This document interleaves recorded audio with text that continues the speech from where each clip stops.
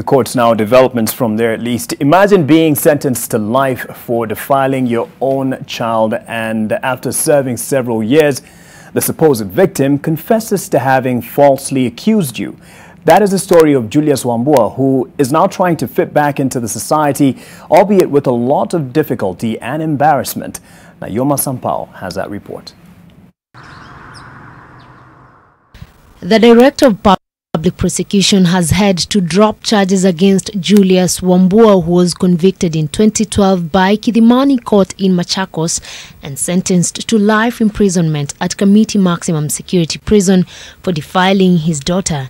After 8 years of serving part of his sentence, his daughter Dorcas Mwende later recanted her testimony where she claimed her father had defiled her.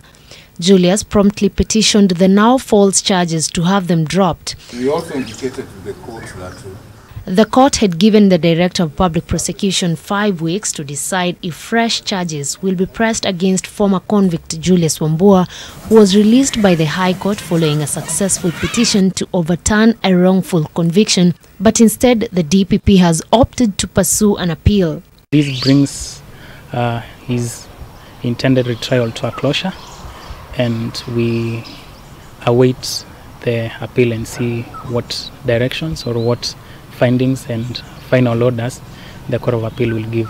A smile was evident on Wambua's face, but there is not much else to be happy about. Julius now has a burden of reconstructing his life after losing everything he had before the 8 years he served in prison on false accusations of sexually violating his daughter. Sina kazi, sina chochote, sina uanzilishi wa maisha, so niko hipo pira mnaniona. Saa hii nitaenda kutafuta kazi kama nitapata, na niendelee na kufanya kazi ili niweze kuanzia maisha. Nilikuwa nimebeba mzigo mzito sana, lakini kwa saa hii nashukuru Mungu kwa sababu nimepumzika. The court has also directed that the cash bail that had been paid by Wambua be returned as he rebuilds his life from the rubble.